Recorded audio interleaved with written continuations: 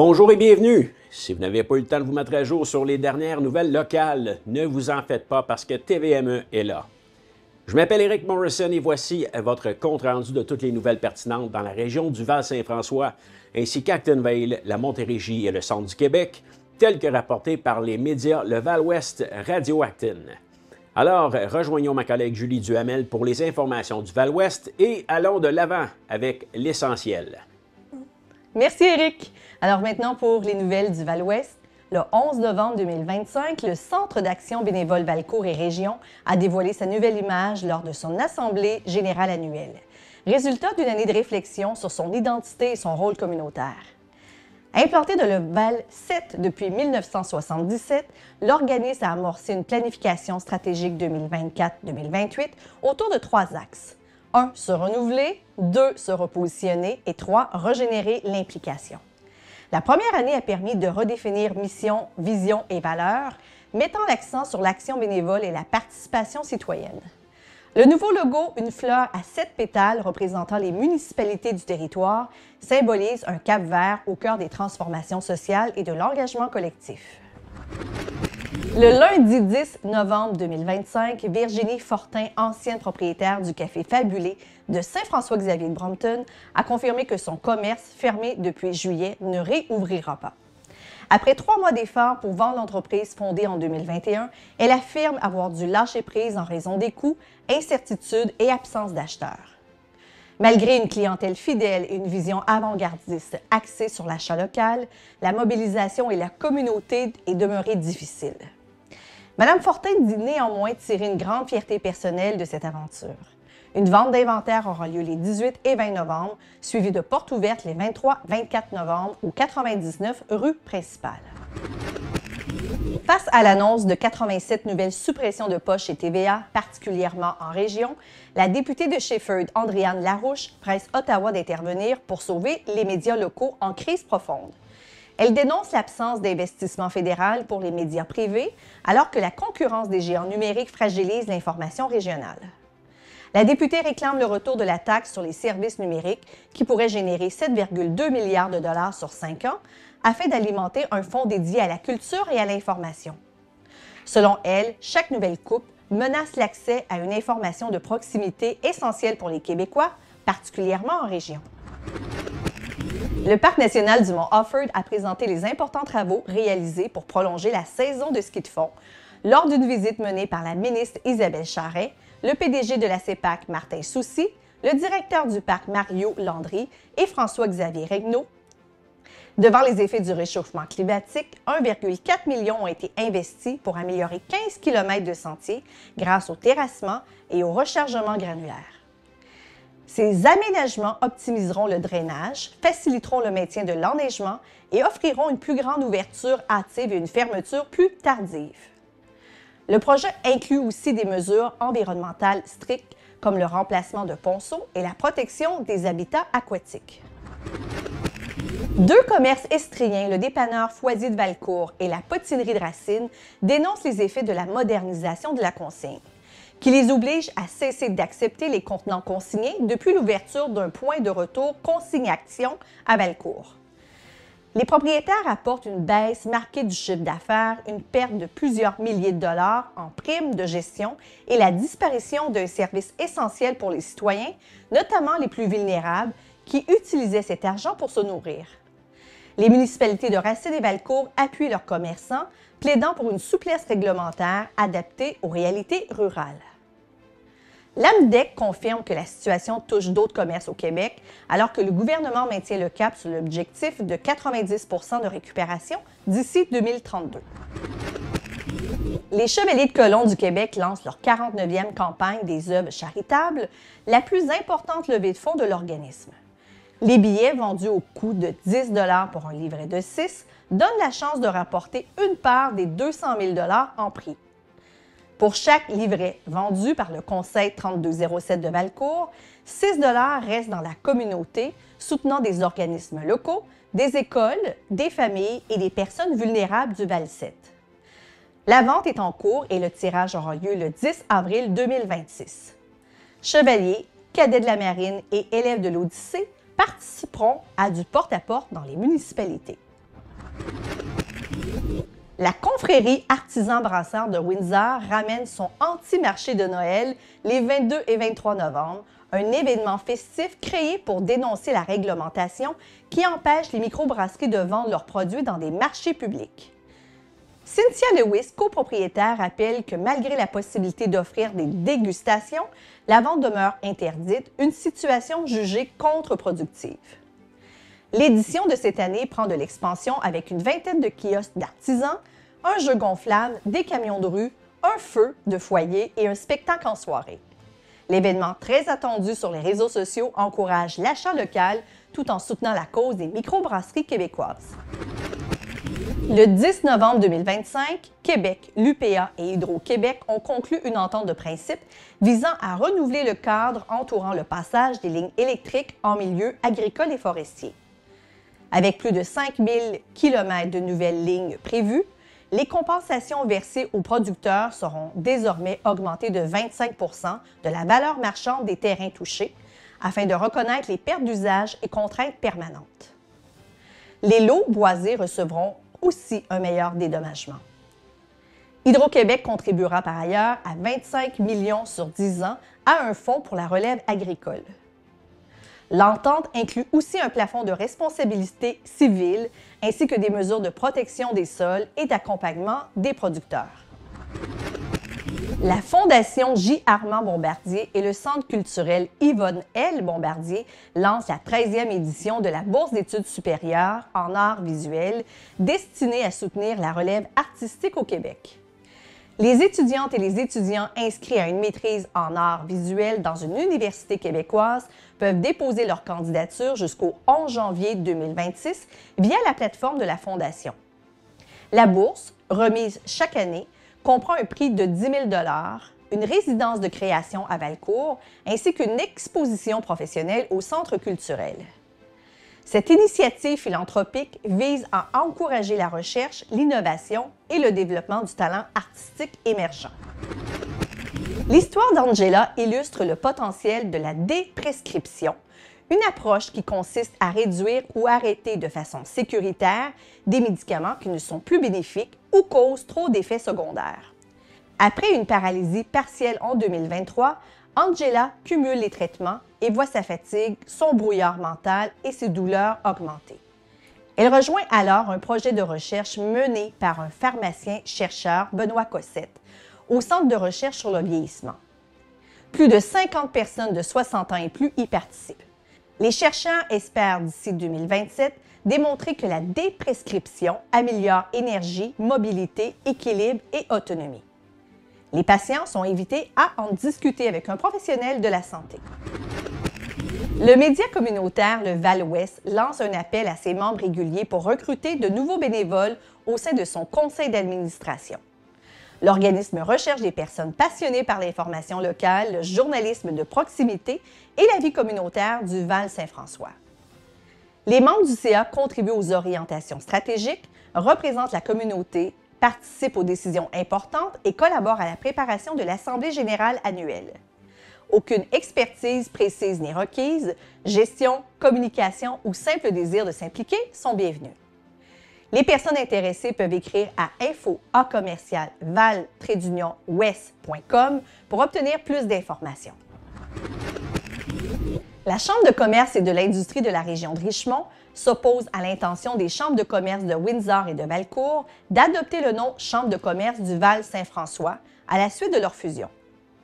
Selon la CCIRR, cette appellation appartient déjà à un territoire économique et communautaire qu'elle représente, incluant Richmond, Cleveland, Melbourne, Alverton et Kingsbury. L'organisation crée une confusion pour les entreprises, un affaiblissement de la cohérence territoriale et une ambiguïté auprès des partenaires institutionnels. La CCIRR poursuit ses activités et demeure ouverte à la collaboration, mais demande officiellement que cette dénomination ne soit pas utilisée par la nouvelle entité. Cette émission ne serait pas possible sans la précieuse collaboration de Cooptel. Cooptel vous offre une vaste gamme de forfaits pour la télévision, la téléphonie et l'Internet, convenant à tous les types d'utilisateurs et à tous les budgets. Le Val-Ouest, le premier média web indépendant, local et régional au service des citoyens de la MRC du Val-Saint-François. Et enfin, Radio Acton, une radio par et pour les gens d'ici qui contribue au rayonnement et à la vitalité de notre région en misant sur ses forces. Et maintenant, Éric. Merci beaucoup, Julie. Et maintenant, pour les nouvelles de Radio Acton, le salon 50 ans et plus de la FADOC s'est tenu à Saint-Hyacinthe les 15 et 16 novembre passés sous le thème « Vibrer nature et respirer la joie de vivre ». Gratuit et ouvert à tous, l'événement a offert une variété d'activités portant sur le voyage, la santé, le sport et plusieurs autres sujets d'intérêt pour les 50 ans et plus. Des conférenciers connus ont présenté diverses conférences tout au long de ces 2 journées. Le salon a eu lieu à l'espace Saint-Hyacinthe, au pavillon Solio, rassemblant la communauté autour de thèmes inspirants et accessibles. Le 7 novembre, les députés de Johnson et de Drummond-Boisfranc, André Lamontagne et Sébastien Schneeberger, ont remis la médaille du député à Michel Gouin lors de l'activité Parrainage Académie du parrainage civique de Drummondville. Président de l'organisme depuis plus de 20 ans, M. Gouin a profondément marqué la communauté par son engagement auprès des personnes vivant avec des incapacités, améliorant leur qualité de vie et favorisant leur inclusion. Cette distinction, remise alors qu'il prend sa retraite, vient souligner un parcours exceptionnel et l'impact durable de son bénévolat dans la région. La municipalité de Durham-Sud mène une collecte de jouets et de livres non emballés dans le cadre de la 3e guignolée à cheval. Les dons peuvent être déposés à l'épicerie Accept jusqu'au 7 décembre. Les articles doivent être propres, complets et fonctionnels, et les papiers d'emballage de Noël sont aussi acceptés. Tous les dons seront remis aux familles lors de la guignolée à cheval le 14 décembre. Cette initiative vise à offrir un temps des fêtes plus chaleureux aux enfants et à soutenir la solidarité locale. À Upton, la fermeture complète de la rue Saint-Ephrem se poursuit jusqu'au 30 novembre en raison des travaux importants de remplacement d'infrastructures. Un détour demeure en place via la route Joubert, le rang Carré et la rue Lannoy pour contourner la zone interdite à la circulation. Le ministère des Transports et de la Mobilité durable invite les citoyens à planifier leurs déplacements afin d'éviter les retards. Pour suivre l'évolution des travaux et des conditions routières, l'information est disponible sur le site Québec 511. Et la Sûreté du Québec a procédé cette semaine à l'arrestation d'un homme de 44 ans, originaire de Sherbrooke, en lien avec le vol qualifié survenu le 6 novembre à la bijouterie Saint-Arnaud d'Actonville. Le suspect a été intercepté à Shawinigan après avoir commis un délit dans un commerce de la Mauricie le 12 novembre. Il a comparu au palais de justice de Shawinigan pour répondre à des accusations de vol qualifié. Rappelons qu'un premier suspect avait été arrêté quelques minutes seulement après le vol, permettant à l'enquête de progresser rapidement. Le 14 novembre, la Sûreté du Québec est intervenue à 2 heures du matin sur l'avenue Saint-Dominique à Saint-Hyacinthe après qu'une femme ait été grièvement blessée lors d'une agression à l'arme blanche. La victime, transportée à l'hôpital, présentait des blessures sérieuses, mais sa vie ne serait pas en danger. Un suspect, un homme, a été arrêté un peu après l'attaque. La SQ poursuit son enquête afin de comprendre les circonstances précises de cet événement violent. Une fois de plus dans les nouvelles, la direction de Beaulieu Canada à Actonville a surpris employés et syndicats ce matin en évoquant dans les médias une possible fermeture de l'usine, une option jamais mentionnée durant les négociations. Le syndicat des employés de service se dit stupéfait, d'autant plus que l'entreprise comparaissait justement devant le tribunal administratif du travail en lien avec des allégations de briseurs de grève, soulevées dans un rapport du ministère du Travail publié cette semaine. Les travailleurs, en lockout depuis plus d'1 mois et sans convention collective depuis décembre 2024, craignent désormais pour l'avenir de leur emploi. Et à Actonville, la démolition du manoir abandonné de la rue du Bois a débuté ce lundi avec l'arrivée des équipes de démolition sur le site. Selon les premières informations, le terrain accueillera prochainement un immeuble multilogement comprenant au rez-de-chaussée un local commercial, marquant ainsi une nouvelle phase de développement pour le secteur. Des perturbations ponctuelles de la circulation sont à prévoir dans les prochaines semaines sur la rue du Bois, le temps que les travaux se déroulent. Les autorités invitent les citoyens à faire preuve de prudence à proximité du chantier.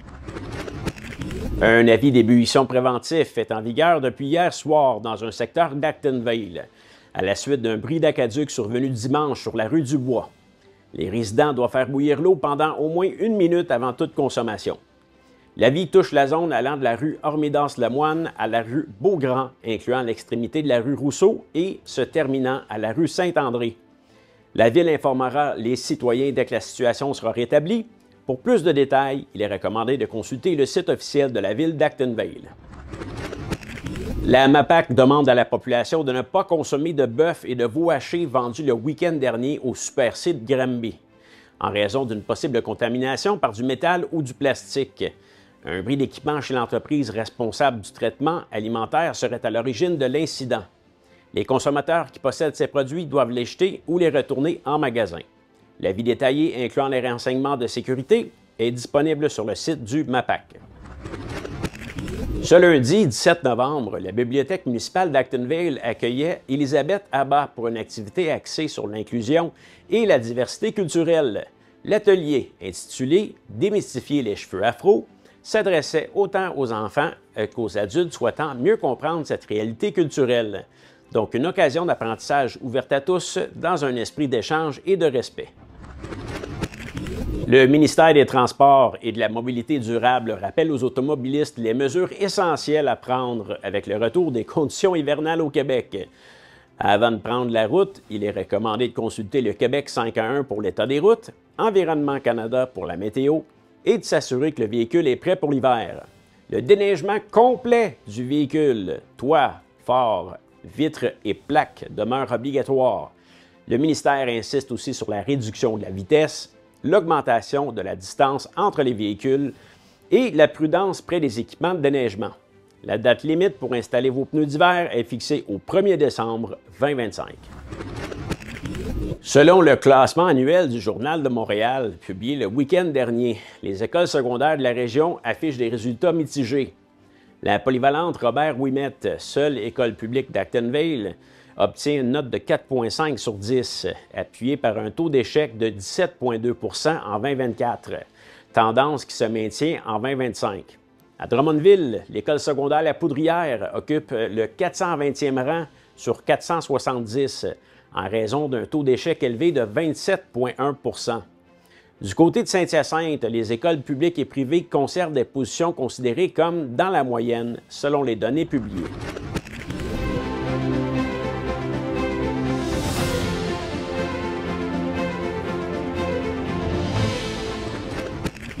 Et les Voltigeurs de Drummondville ont conclu un difficile séjour de 3 matchs en 3 jours dans les Maritimes avec une seule victoire. Vendredi, l'équipe a perdu 5-0 contre Moncton, puis 4-3 samedi contre Charlottetown, mettant fin à leur série de 8 victoires consécutives. Dimanche, les Voltigeurs ont rebondi pour vaincre les Sea Dogs de Saint John.